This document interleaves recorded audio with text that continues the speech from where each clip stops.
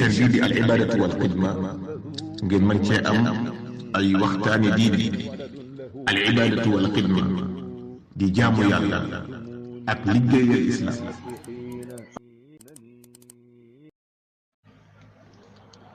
أعوذ بالله من الشيطان الرجيم بسم الله الرحمن الرحيم والقمر قدرناه منازل حتى عاد كالعرجون القديم لا الشمس ينبغي لها أن تدرك القمر ولا الليل سابق النهار وكل في فلك يسبحون. السلام عليكم ورحمة الله تعالى وبركاته. بوك جلدي بوك جروب العبادة والخدمة بانقاس بي سنتو ak saytu weer wi ñoo ngi leen nuyu baax te di leen siyaare bu baax a baax di jiital ci nuyoo bi Serigne Xaarim Diop ak Serigne Xaban di teg nuyoo bi seen loxo ñu jot ñu ko ci mboolem képp koo xamante ne yaa ngi ci groupe bi di leen siyaare bu baax a baax waaye di leen dokkeel ak baax ci weeru tedd yi nga xamante ni ñu ngi waaj a tàggoo di ñaan sunu Boroom subhaanahu wa taala mu nangu ñu suñuy jaamu yàlla te làqal ñu ko fu yàq àggut te fulal ñu ko te nangu ñu ko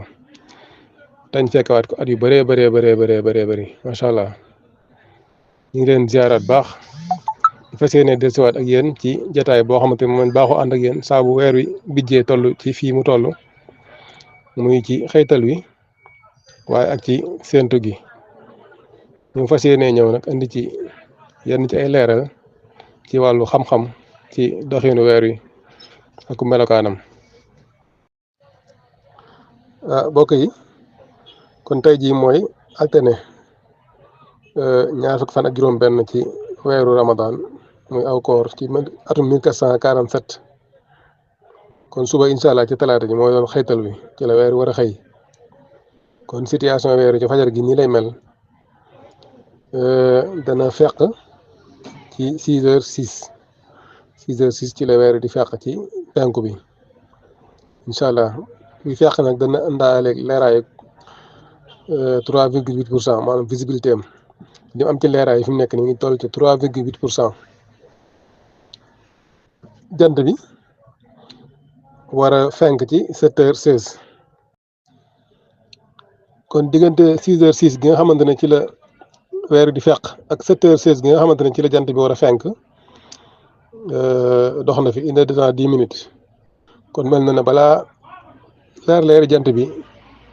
leer yi nga xam ne moo jiitu fenku jant bi balaa tàmbalee génn foofu des na mën a gis weeru ci fajar gi ndax leeraay bi àndal mooy 3,8%. incha allah des na ko mën a gis ci fajar gi kon mu ko defee muy xëytal wi nga xamante nag ci ngay xamee ne kon weer waa ngi xëy incha allah bu subaa ak jàmm ki koy séentoot na ko xool ci bu dee màkk jublu penku na xool ci wetu ndeyjooram mel na ko jëm wàllu Saalum wet googu foofu lay weer di fenkee fa lay fekk incha allah ci ku ko bëgg gis ci fajar gi bu ko defee muy xëytal wi incha allah. bu ko defee nag buñ demee ba alxamis incha allahu taala ca ngoon mooy doon séntu bu njëkk alxamis mooy doon séntu bu njëkk ci la nga war a séntu weeru Shawwal xool ba xam ndax dana feeñ wala du feeñ incha allah boobaa alxamis ci ngoon incha allah li nga xam ne mooy weer wi bu jant bi sowee ci 19h21 jant bi sowee ci 19h21 weer wi 19h56 lay suux 19h56 lay suux kon seen diggante 35 minutes kese moo ci dox 35 minutes kese moo ci dox kon alxamis ji diggante sowu jant bi ak suuxu weer wi 35 minutes dong lay doon waaye weer wi bu boobaa alxamis ci ngoon li muy am ci leeraay du doon dara 0,8% lay am 0,8% nga xam ne matagul sax 1%. loolu li koy waral mooy alxamis ci 1h23 bi muy judd ci la juddu woon tàmbali ab wëram bu bees ba fi ñu koy séentoo ci ngoon gi kon matagul dara amagul benn leeraay 0,8% rek lay am booleeg 35 minutes yoo xam ne gàtt na lool ngir diggante mook jant bi ci boo xamee ne jant bi bu sowee dana fa bàyyi ay ceeñeeram ak safaxam ak mboqam yooyu lu yàgg mu doog a dañ kon yooyu yëpp nag bu dajee dees na mën a jàpp ne kon alxamis ci ngoon moom gis weer yi du yomb ak bët, gis weeru sawaal du yomb ak bët. waaw mën nañ sax mënta nekk ak bëtub kese bi nga xam ne mën na koy séentoo. kon daal ci xam-xam moom li ñu mën a jàpp mooy alxamis buñ ko séentoo moom dañ ko mën a gis ndax 0,8% amut ab leeraay